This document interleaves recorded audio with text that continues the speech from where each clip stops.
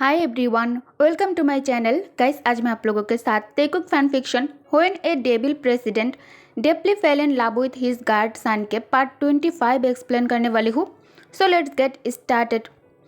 Korea present time में Tae सुबह उठकर पहले जिम जाता है। 1 घंटे तक जिम ट्रेनिंग सेशन के बाद ते जिम रूम से निकलकर सीधा अपने बेडरूम में आ जाता है। बेडरूम आकर क्लोजेस्ट में से फॉर्मल क्लोथ निकालकर बेड पर रखकर टॉवल के साथ तेई बाथरूम आ जाता है। बाथरूम आकर ते जिम क्लोथ निकालकर शावर के नीचे खड़े होकर शावर ऑन करता है।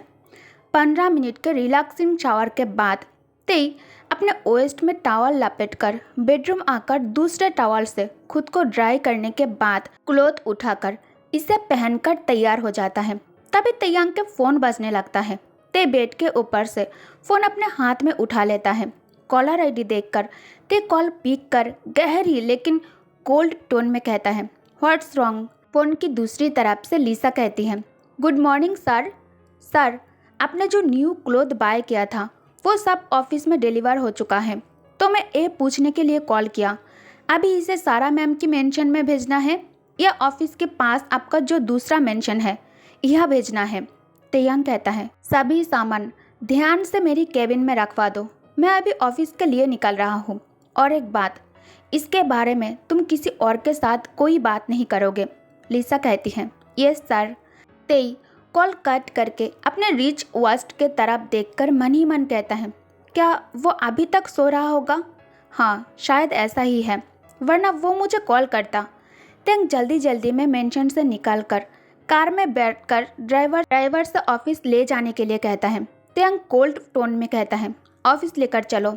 ड्राइवर कार की इंजन स्टार्ट करते ही ते अचानक उसे रोकने के लिए कहता है, रुको, तुम कार की चाबी मुझे दे दो और तुम कार से बाहर जाओ, मैं खुद चला जाऊंगा। ड्राइवर कॉन्फ्यूज्ड लुक से ते को घूर रहा था।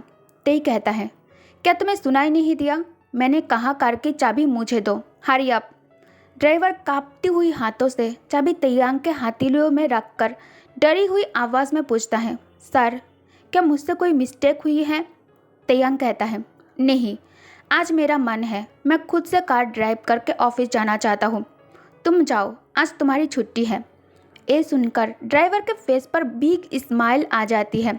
ड्राइवर तुरंत कार से निकलकर सर झुकाकर ते को थैंक्स बोलता है। तेयांग ड्राइविंग सीट पर बैठकर कार की इंजन स्टार्ट कर ऑफिस के लिए निकल जाता है। दूसरी तरफ सारा रात को तेयांग के इंतज़ार करते हुए लिविंग रूम के काउच पर ही सो गई थी। अचानक तेज रोशनी आंखों के ऊपर पड़ते ही सारा जग जाती है। वो अपने दोनों हाथों से आइस रब कर धीरे से आइस ओपन कर खुद को काउच पर सोता देखकर हैरान थी। सारा लास्ट नाइट क्या हुआ उस बारे में याद करने की कोशिश करती है। तभी उसे याद आ जाती है, ओह, तो मैं पूरी रात काउच पर बैठकर उसका इंतज़ार करते हुए सो गई थी। काउच पर सोने के वजह से सारा के बॉडी दर्द करने लगती है। सारा दर्द के कारण धीरे से अपने शरीर को हिलाया और काउच पर उठकर बैठ गई। तभी मेड आकर सारा को ग्रीट करके कहती है, मिस, ब्रेकफास्ट तैयार है। सारा कहती है, क्या तुमने ब्रेकफास्ट सिर्फ मेरे लिए बनाया है? मेड कहती है, जी मिस। ये सुनते ही सारा मेड पर भड़क जाती है। सारा कहती है, स्टूपिड वुमेन, तुमने सिर्फ मेरे लिए नाश्ता क्यों बनाया?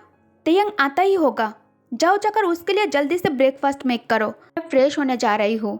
अगर ते मेरे बाहर आने से पहले आ जाता है तो उसे नाश्ता सर्व कर देना। मेड सारा से सॉरी कहकर तुरंत किचन में ब्रेकफास्ट की तैयारी करने आ जाती है। ते ड्राइव करते हुए एक हाथ में फ़ोन लिए कुकी को कॉल करता है। रिंग जा रहा था पर दूसरे तरफ से कोई रिस्पॉन्स नहीं था। तेंग फ़ोन साइड में रखकर कार तेजी से ड्राइव करने लगता है। ते मन ही मन कहता है, मैं इन सामान को उस मेंशन में भेजने के लिए नहीं कह सकता था, क्योंकि वह सारा मेरे साथ रहती है, और ना ही मैं अपने प्राइवेट मेंशन में इसे भेजने के लिए कह सकता था, क्योंकि वह जॉन्गकुक है और किसी को ये बात पता नहीं है।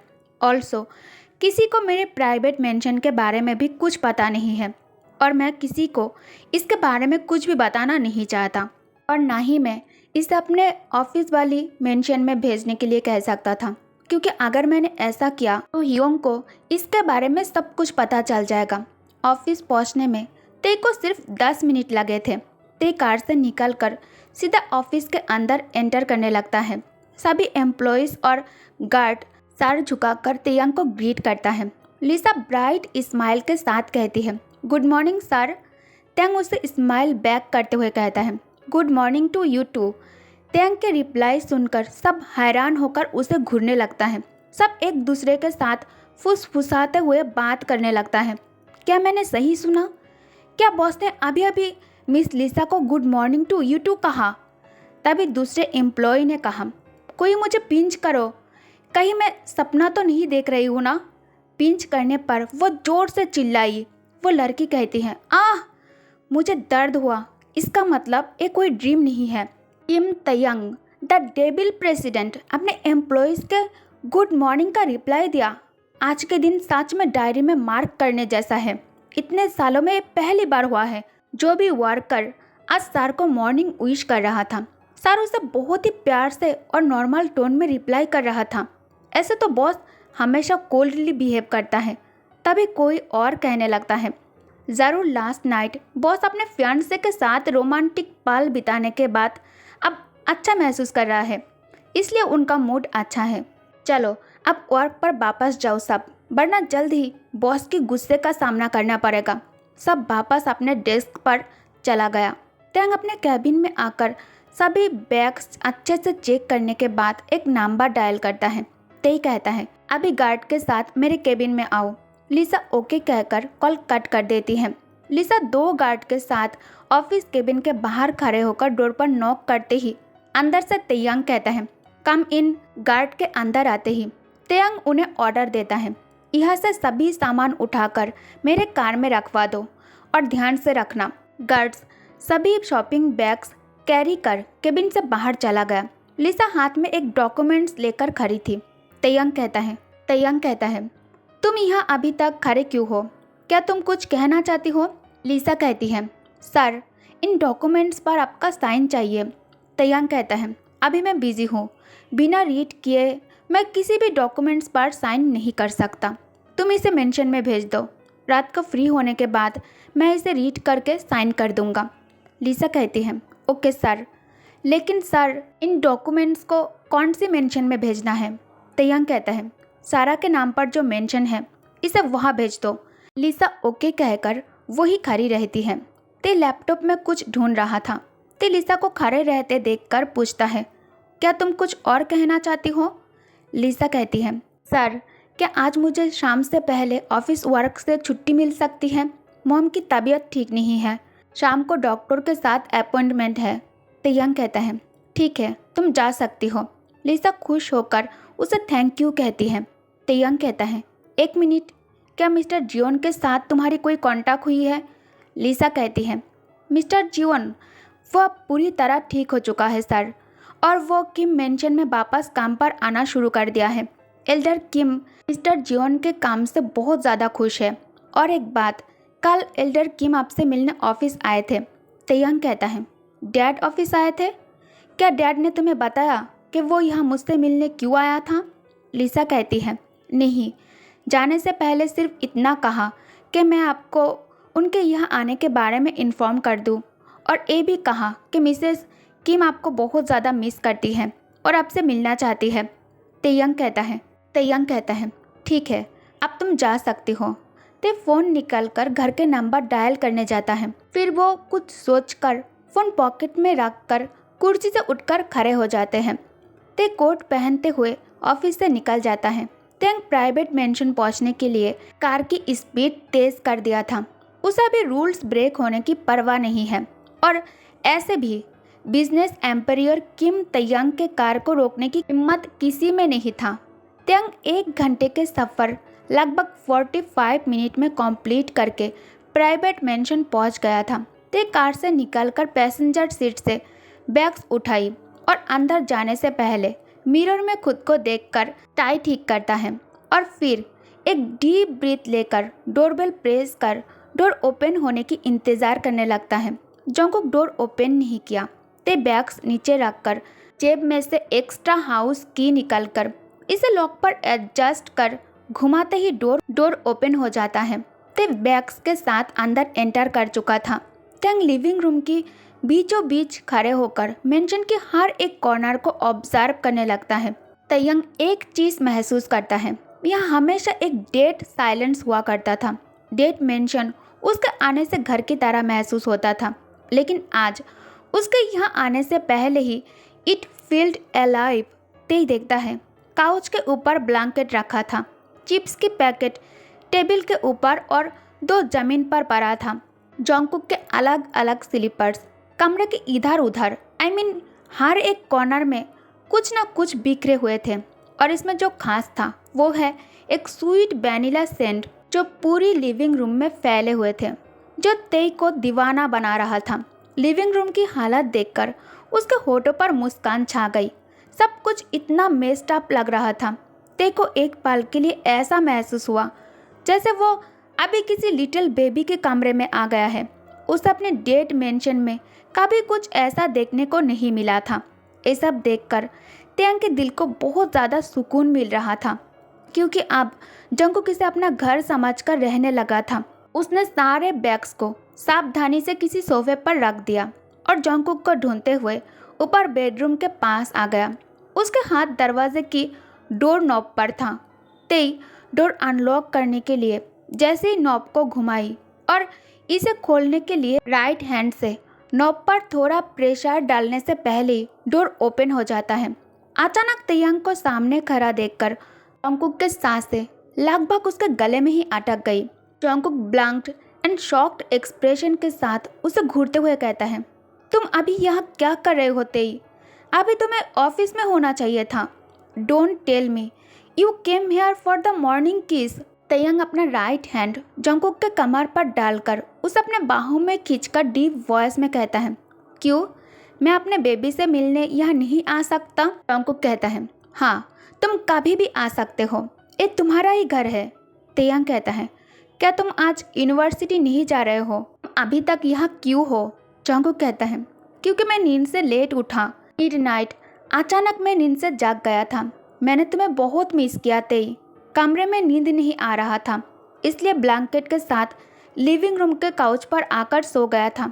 यहाँ हम दोनों की खुशबू है, तुम्हारी मैनली सेंट मुझे बहुत कंफर्टेबल महसूस कराता है।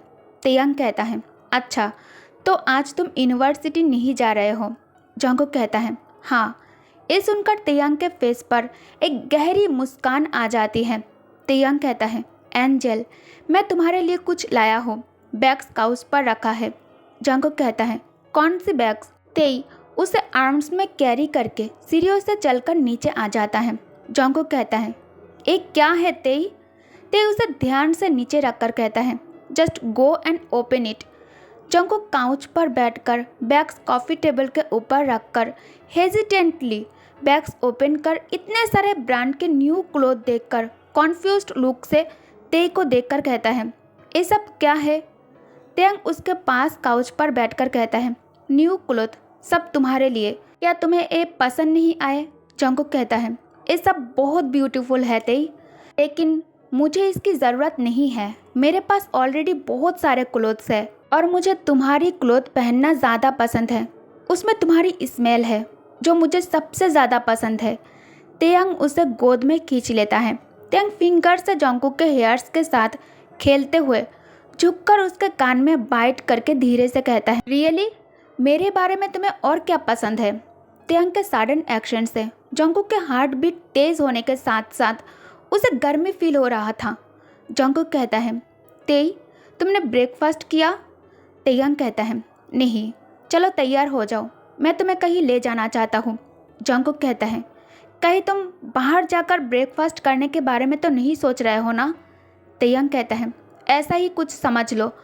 क्यों, तुम्हें प्रॉब्लम है? तयंग कॉन्टिन्यूसली जंगकुक के नेक पर किस कर वह नोज रैप कर रहा था। जंगकुक कहता है, तेई आई थिंक अभी हम दोनों को साथ में इस तरह से बाहर घूमना नहीं चाहिए। प्लीज़ मुझे गलत मत समझना। तुम पहले से ही किसी के साथ एंगेज्ड हो।